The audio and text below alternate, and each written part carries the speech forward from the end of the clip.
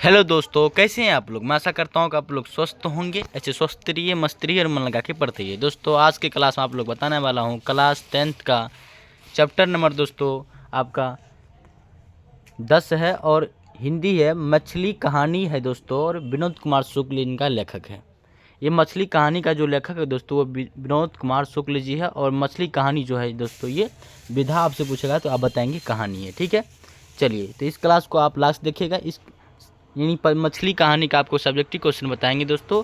इस क्लास को आप लास्ट देखिए। जो बोर्ड एग्जाम में पूछे जाते हैं वही क्वेश्चन आपको बताया जाएगा। ठीक है, चलिए बढ़ते हैं, शुरू करते हैं आज के क्लास को। और आज के क्लास के फर्स्ट क्वेश्चन लिखा है दोस्तों, मछली को छूते हुए संतु क्यों हिचक रहा था। उत्तर लिखेंगे दोस्तों, संतु मछली को छूते हुए मछलियों को छूते हुए हिचक रहा था क्योंकि उसे डर था कि मछली काट लेगी। उसे डर था संतु को कि मछली काट लेगी, इसीलिए छूने से हिचक रहा था संतु। ठीक है, उसके बाद लिखा है दोस्तों आपका, संतु मछलियाँ ले घर आने के बाद बच्चे ने क्या किया। मछली को जब घर लाए बच्चे तो उस बच्चे ने मछलियों को क्या किया। तो उत्तर लिखेंगे दोस्तों आप, मछलियों को घर लाने के बाद बच्चों ने नहान घर में भरी हुई बाल्टी को आधी करके उसमें मछलियां को रख दिया ताकि वो जीवित रह सके। ठीक है, तो एक चैप्टर नहीं पढ़े हैं दोस्तों, मछली कहानी चैप्टर जो विनोद कुमार शुक्ल जी लिखे हैं, ये चैप्टर को आप जरूर पढ़िए। ठीक है, चलिए बढ़ते हैं अगले क्वेश्चन की ओर। सारे क्वेश्चन को स्क्रीनशॉट आप लेते जाइए। देखिए उसके बाद लिखा है, मछलियों को लेकर बच्चों की अभिलाषा क्या थी। मछलियों के बारे में बच्चे की अभिलाषाएं क्या थी। तो उत्तर लिखेंगे, मछलियों को लेकर बच्चों के मन में अभिलाषा थी कि एक मछली पिताजी से मांगकर उसे कुएं में डालकर बहुत बड़े करेंगे। ये अभिलाषा थी कि उनको जीवित रखकर बड़े करेंगे। ठीक है, चलिए उस स्क्रीनशॉट लेते जाइएगा। उसके बाद लिखा है दोस्तों, झोले में मछलियाँ लेकर बच्चे दौड़ते हुए पतली गली में क्यों घुस गए। उत्तर लिखेंगे दोस्तों आप, झोले में मछली लेकर बच्चे दौड़ते हुए पतली गली में घुस गए क्योंकि इस गली में घर नज़दीक पड़ता था और दूसरे रास्ते में बहुत भीड़ थी। इसीलिए क्या किया कि झोले में मछली लेकर बच्चे पतली गली से निकल दिए कि जल्दी पहुंचेंगे और मछली ना मरेगा, और जाके बाल्टी में या कुआं में डाल देंगे ताकि मछली जीवित रहे। ठीक है, और उसको पाल के बड़े करेंगे। ये मछली के बारे में बच्चों की अभिलाषाएं थी। उसके बाद लिखा है दोस्तों, दीदी कहाँ थी और क्या कर रही थी। दीदी कहाँ थी और क्या कर रही थी। उत्तर लिखेंगे दोस्तों आप, दीदी घर के एक कमरे में थी, वह लेटी हुई थी। क्या कर रही थी, लेटी हुई थी और सिसक कर रो रही थी। वह बार बार हिचकी ले रही थी जिससे उसका शरीर सहर जाता उठता था। और हिचकी जो बार बार ले रही थी दीदी, तो उसका शरीर सहर उठता था। ठीक है, चलिए उसके बाद बढ़ते हैं अगले क्वेश्चन की ओर। उसके बाद लिखा है, मछली के बारे में दीदी ने क्या जानकारी दी थी, बच्चों ने इसकी परख कैसे की। उत्तर लिखा है दोस्तों आपका, मछली के बारे में दीदी ने जानकारी दी थी कि मरी हुई मछली की आंख में परछाई नहीं दिखती। बच्चों ने इसकी परख एक मृत मछली की आंखों में झांक कर देखी थी और कि मछली की आंख में सच में परछाई दिखती है कि नहीं दिखती है। ठीक है, उसके बाद लिखा है, संतु क्यों उदास थी। संतु क्यों उदास हो गई। उत्तर लिखा है, संतु यह जानकर उदास हो गया था कि मछली कुछ देर बाद कट जाएगी। वह मछली को जीवित पालना चाहता था। मछली को बिछड़ते हुए जानकर वो दुखी हो गया था। ठीक है, उसके बाद लिखा है, अरे अरे कहता हुआ भंगू किसके पीछे भागा और क्यों भागा था। अरे अरे कहता हुआ भंगू किसके पीछे भागा था और क्यों भागा था। उत्तर लिखेंगे आप, अरे अरे कहता हुआ भंगू संतु के पीछे भागा क्योंकि संतु एक मछली लेकर भाग रहा था। भंगू को डर था कि संतु मछली को कुआं में डाल देगा, जिसके चलते उसे डांट पड़ेगी। संतु से मछली लेने के लिए वह उसके पीछे भागा। ठीक है, चलिए स्क्रीनशॉट सारे क्वेश्चन को आप लेते जाएंगे। चलिए बढ़ते हैं अगले क्वेश्चन की ओर। देखिए उसके बाद लिखा है, घर में मछली कौन खाता था, वह कैसे बनाई जाती थी। और मछली घर में कौन खाता था और वो कैसे बनाई जाती थी। चैप्टर के अनुसार आपसे सारे क्वेश्चन लिखे गए हैं दोस्तों और उत्तर भी वहीं से लिया गया है। उत्तर लिखा है, घर में मछली केवल पिताजी खाते थे। आप जब चैप्टर पढ़े होंगे, अगर नहीं पढ़े चैप्टर तो एक बार चैप्टर के जरूर पढ़े चैप्टर को, और आपको पता चलेगा कि मछली जो है दोस्तों सिर्फ घर में पिताजी ही खाते थे। मछली को उस घर का नौकर काटता था। मछली बनाता था या काटता था तो उस घर का नौकर ही काटता था। उसे काटने के लिए अलग पाटा था। पहले मछली को पत्थर पर पटक कर मार दिया जाता था। मछली कैसे बनाता था आपसे ये पूछ रहा है, तो अब बताएंगे। पहले मछली को पत्थर पटक कर मार दिया जाता था, फिर राख से मलने के बाद पाटा पर रखकर चाकू से काटा जाता था। मछली बनाने का कार्य नहान घर में होता था। मछली बनाने का कार्य जो होता था वो नहान घर में होता था। ठीक है, चलिए स्क्रीनशॉट ले लीजिए। उसके बाद बढ़ते हैं अगले क्वेश्चन की ओर। लिखा है मछली और दीदी में क्या समानताएं दिखलाई पड़ी, स्पष्ट करें। उसके बाद उत्तर लिखा है दोस्तों आपका, आदमी के चंगुल में आकर मछली काटने को बेबस थी। पानी के अभाव में अंगोछों में लिपटी मछली लहरा रही थी। दीदी कमरा में करवट ली पहनी हुई साड़ी को सर तक ओढ़े सिकस कर रो रही थी। सिकस का क्या हो रही थी, रो रही थी। हिचकी लेते ही दीदी का पूरा शरीर सिहर उठता था। दीदी का सहरना एवं मछली का लहराना दोनों में समानता दिखाई पड़ती थी।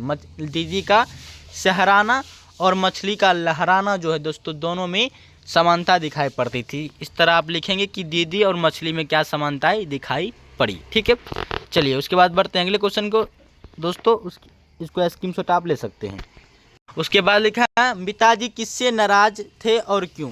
पिताजी किससे नाराज थे और क्यों थे। उत्तर लिखा है दोस्तों आपका, पिताजी नरेन से नाराज थे। किससे नाराज थे, नरेन से नाराज थे, क्योंकि बच्चों मछलियों के चलते स्वयं परेशान, साथ ही भंगू को भी परेशान किया। बच्चे मछली को पालना चाहते थे। कोमल बालमन मछली को काटते देख विरल हो उठा और बच्चा एक मछली को लेकर भाग गया। पीछे पीछे भंगू को भागना पड़ा। छीना छपटी की स्थिति आई। पिताजी इस हरकत के कारण नाराज थे।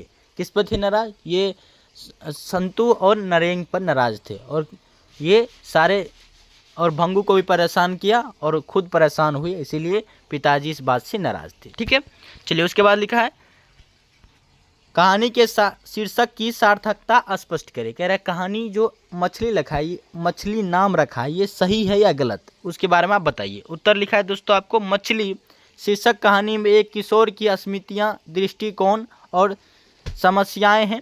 मछलियों के माध्यम से मुक्त रहकर प्रांत को स्वीकार कर लेना ही लाचार, शोषित और पीड़ित जानों की नियति है। बताया गया है कि जीवन क्षण भंगुर है, कल्पनाएं क्षणिक है एवं स्वर्ग कभी भी बिखर सकते हैं। बाल सुलभ मनोबल मछलियों के इर्द गिर्द घूमते रहते हैं, और ये कहानी बाल यानी बालक और मछली के इर्द गिर्द घूमते रहते हैं।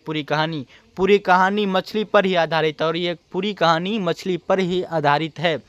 मछली की दिशा का जीवन चित्रण है, और इस कहानी में मछली का जितना भी दशाएं हैं सभी इस पार्ट में चित्रण है। अर्थात दीदी की तुलना भी बालक मछली से करते हैं, और ये संतु यानी रानेन जो करते हैं ये मछली की तुलना दीदी से करते हैं। इस कहानी का मछली शीर्षक पुनरूपण सार्थक कहा जा सकता है, और बोला ये कहानी का नाम मछली जो है दोस्तों ये बिल्कुल सही है, क्योंकि मछली से ही ये कहानी, मछली के आसपास ये कहानी और बालक के आसपास इर्द गिर्द घूमते रहते हैं। बार बार मछली के नाम आते हैं, बार बार मछलियों के बारे में कुछ न कुछ बताया जाता है, तो इसीलिए मछली नाम बहुत ही सटीक है। ठीक है, चलिए स्क्रीनशॉट ले लीजिए। बढ़ते हैं अगले क्वेश्चन की ओर। देखिए उसके बाद लिखा है मछली कहानी का सारांश प्रस्तुत करें। कह रहे हैं मछली कहानी का सारांश लिखने के लिए उत्तर लिखेंगे दोस्तों आप, बूंदा बूंदी शुरू होते ही दोनों भाई दौड़ते हुए गली में घुस गए, इसलिए कि मछली पानी बिना झोले में ही ना मर जाए। भाइयों की इच्छा थी कि एक मछली पिताजी से मांग कर कुएं में डाल बड़े करेंगे। ये बच्चे का क्या थी, अभिलाषाएं थी। संतू ठंड से कांपने लगा था। दोनों ने नहान घर में घुस अपनी कमीज निचोड़े। संतू मछली छूने से डर रहा था। नरेन मछली की आंखों में अपनी छाया देखना चाहता था। दीदी ने कहा था कि मरी हुई मछली की आंख में अपनी परछाई नहीं दिखती। संतू से ना बना तो नरेन ने खुद देखा, किंतु पता नहीं चला कि अपनी परछाई दिखी या मछली की आंखों का रंग पता चला कि दीदी सो रही है। पता चला कि दीदी सो रही है। माँ उधर मसाला पीस रही है। माँ क्या पीस रही है? मसाला पीस रही थी। भाइयों का मन छोटा हो गया था। भाइयों का मन छोटा हो गया था। गया आज ही मछली कटेगा। और ये जानकर कि मन छोटा हो गया था कि मछली आज ही बनेगी, आज ही कटेगी। इतने में भंगू आया और मछली ले गया। मछली पालने का उत्सव ठंडा पड़ गया। दोनों कमरे में गए। दीदी लेटी हुई थी, गीले कपड़ों में देख नाराज हुई। और दोनों जब कमरे में गए दोनों भाई, तो दीदी गीले कपड़े में देखकर नाराज हुई और संतू को अच्छे अच्छे कपड़े पहनाए। नरेन को भी धूल कपड़े पहनाने को कहा। दीदी ने ही संतू के बाल पोछे झाड़े। भंगू मछली काटने में लग गया कि संतू एक मछली लेकर भाग गया। जब भंगू मछली को काटने लगता है तो संतू एक मछली लेकर भाग जाता है। भंगू दौड़ा। नरेन कमरे में गया। दीदी की सिकक कर रो रही थी, शरीर सिहर रहा था। उधर भंगू संतू से मछली छीनने में लगा था और इधर घर में पिताजी जोर जोर से चिल्ला रहे थे। दीदी सिकक कर रो रही थी। शायद पिताजी ने दीदी को मारा था। और है दोस्तों, शायद पिताजी ने दीदी को मारा था। पिताजी नरेन को घर में आने से रोकने को भंगू से कहे थे। संत समा खड़ा था। दीदी के सवारे बाल बिखर गए थे। नरेन नहान घर में गया, बाल्टी उलट दी। उसे लगा कि पूरे घर में मछली की गंध आ रही है, इसीलिए बाल्टी जो पानी थी उसके कारण घर में पूरी मछली की गंध आ रही थी। उस बाल्टी को पलट दिया। ठीक है, चलिए उसके बाद लिखा है दोस्तों आपका दीदी की चरित्र चित्रण करे। तो उत्तर लिखा है दोस्तों आपका प्रस्तुति कहानी में मध्यम वर्गीय परिवार की अर्थात झलक है। दीदी घर का चार दीवार के बीच कठपुतलियां बनकर रहने वाली एक बाला है। लिंग भेद परिवार में निहित है। पिताजी की ओर से स्वतंत्रता नहीं है, जिसके चलते घर में रहकर समय व्यतीत करती है। वह ममता की मूर्ति है। ममता क्या है? मूर्ति है। अपने भाइयों के प्रति अष्ट श्रद्धा रखती है। उन्हें प्रत्येक जीवों में अपनी परछाई देखने की शिक्षा देती है। मछली को बेबस होकर कट जाना उसके लिए पीड़ादायक है। वह समाज की रूढ़िवादिता के बीच मुक होकर लाचार, बेबस एवं निम्रतापूर्वक प्रभाव को सहन करने वाले की आत्मा की पुकार को अनुभव करके सिसकियां एवं आभर कर रहे जाने वाली कन्या है। ये सारे क्या है दोस्तों? दीदी का चित्रण है। आप स्क्रीनशॉट लीजिए। बढ़ते हैं अगले क्वेश्चन की ओर। उसके बाद संतु के विरोध क्या अभिप्राय है? संतु के विरोध क्या अभिप्राय है? उत्तर लिखा है संतु मानवीय गुणों को उजागर करता है। मानव में सेवा, प्रावधान, ममता जैसे गुण विद्यमान होते हैं, परंतु आज मानव अपने आदर्श को भूलकर इन गुणों को त्याग करके स्वार्थ में अंधा होकर बेबस और लाचार की मदद में नहीं बल्कि शोषण में लिप्त है। मूक मछलियों को निम्रता पूर्वक काटते देख संतु उसकी रक्षा को आतुर हो उठता है और उसे बचाने हेतु झपट कर भंगू के सामने से मछली को ले जाता है। इस विरोध का मतलब है कि आज निस्वार्थ भाव से बेबस, लाचार, शोषित, पीड़ित जनों की रक्षा, उत्थान एवं कल्याण के लिए अक्सर होना प्राव आवश्यक है। ममतामय में धैर्य टूट जाता है। सभी प्राणी में अपनी परछाई देखनी चाहिए। ये जितने भी बात बताया गया दोस्तों, ये संतु के विरुद्ध है और आजकल जिस तरह से लोग जीते हैं वो संतु के विपरीत है। जो संतु करना चाहते थे वो नहीं करके जो हो रहा था संतों के सामने, वो सारी चीज़ें इंसान अभी कर रहे हैं। ठीक है, उसके बाद लिखा है दोस्तों प्रसंग व्याख्या कर रहा है। प्रश्न करने के लिए उत्तर लिखा है, अगर बाल्टी भरी होती तो मछली उछल उछल कर नीचे आ जाती। कि कह रहा है प्रसंग व्याख्या करे। जब भी कहेगा आपको प्रसंग व्याख्या करने के लिए तो आप लिखेंगे प्रस्तुति पंक्ति विनोद कुमार शुक्ल के मछली शीर्षक की है। प्रस्तुत पंक्ति में बच्चों का मछली की रक्षा के लिए सजगता परिलक्षित होता है। बच्चे की हार्दिक इच्छा थी कि हम मछली को मरने नहीं देंगे, बल्कि जीवित अवस्था में रहने के लिए कुआं में डाल देंगे। इसके लिए पिताजी से एक मछली मांगने का इंतजार कर रहे थे। जब तक पिताजी नहीं आ जाते तब तक कुआं में डालना नहीं था, इसीलिए उसे बाल्टी में रखना अनिवार्य था। उन्हें डर था कि बाल्टी भरी होगी तो मछली बाहर जमीन पर कूद जाएगी, इसीलिए भरी बाल्टी आधा कर उसमें मछली को रखा गया है। ठीक है, इस तरह आप लिखेंगे। प्रसंग व्याख्या करने के लिए जब भी कहेगा दोस्तों आप ये बात ध्यान रखेंगे कि ये लिखना है। इस तरह प्रस्तुति पंक्ति विनोद कुमार शुक्ल मछली शीर्षक से लिया गया है। अगर कोई भी पाठ रहे, जैसे विष का दांत रहे, भारत से हम क्या सीखे, आपको वो प्रसंग करने के लिए कहेंगे तो आप यहाँ लिखेंगे प्रस्तुति, जिसका लेखक जो रहेगा उसका नाम लिखेंगे और जो कहानी करेंगे इस प्रकार लिखेंगे। ठीक है, चलिए बढ़ते हैं अगले क्वेश्चन की ओर।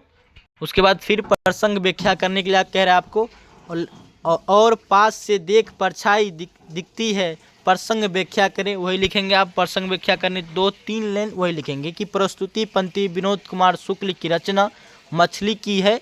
बच्चे मछलियों को परखना चाहते थे कि इसमें जीवित कौन है और मृत कौन है।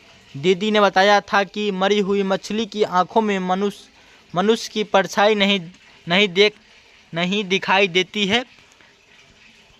जब संतू को मछली की आंखों में देखने के लिए कहा गया तब वो निकट जाने से डर रहा था, वह दूर से देखने का प्रयास कर रहा था। इसीलिए दूसरा बच्चा उसे निकट से देखने को प्रेरित करता है ताकि परछाई दिखाई पड़े और मछली जीवित है ऐसा पता चल जाए। मछली में अपनी परछाई देखने का तात्पर्य है अपने समान मछली को भी समझना चाहिए, और बोल रहा अपने जैसा ही समान मछली को समझना चाहिए, जिससे आत्म शरण स्थापित करना ही निकट से देखना होगा। ठीक है, चलिए स्कीम से ले लीजिए, बढ़ते हैं अगले क्वेश्चन की ओर।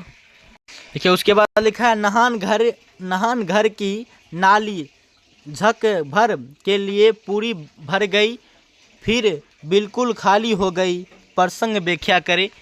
इसी प्रकार लिखेंगे। प्रसंग व्याख्या करने के लिए जब भी आपको लिखा है, जिस तरह मान लीजिए कि विष के दांत है, विष के दांत के जो लेखक हैं और विष के दांत है तो प्रस्तुति पंक्ति विष के दांत लेखक उसका नाम लिखेंगे और लिखेंगे विष के दांत से लिया गया है। अभी जो है दोस्तों आपको विनोद कुमार शुक्ल मछली कहानी से लिया गया, तो आप जिस प्रकार लिखा है दोस्तों उस प्रकार आप लिखेंगे। प्रस्तुति पंक्ति विनोद कुमार शुक्ल की रचना मछली से ली गई। अगर कोई भी रचना हो या कोई लेखक उसका नाम लिखेंगे। बच्चों के मन में अभिलाषा थी कि मछली को कुआं में डालकर पालेंगे। उसको लेकर कल्पना किया, उसे बचाने का प्रयास किया, लेकिन सब कुछ देर के लिए चला। अनंत मछली कट गई और अंत में मछली क्या हुआ, कट गई। उसकी इच्छाएं अधूरी रह गई। बच्चा नहान घर में जाकर मछली को याद करता है, पानी को बाल्टी से नाला में गिराता है, जो क्षण भर के लिए नाली को भर देता है। और क्षण भर के क्या करता है, नाली को क्षण भर के लिए भर देता है, लेकिन फिर नाली खाली हो जाती है। इसी प्रकार मनोकामनाओं का पुंज मन को सुखद अवस्था में पहुंचाए। बहुत ही समझने वाली बात है यहाँ कि जब आप नाले को एकाएक पानी को उबल देते हैं जब बाल्टी से, तो नाला भर जाता है। नाला क्या करता है, भर जाता है, और फिर जो धीरे धीरे क्या होता है, नाला सूख जाता है।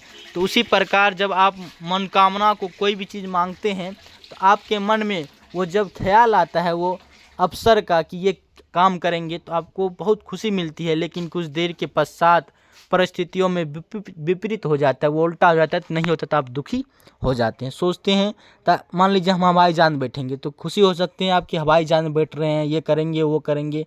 फिर कुछ देर के बाद सोचते हैं नहीं अभी हम कहीं और है, अभी वो हमसे नहीं हो सकता, तो आप दुखी हो जाते हैं।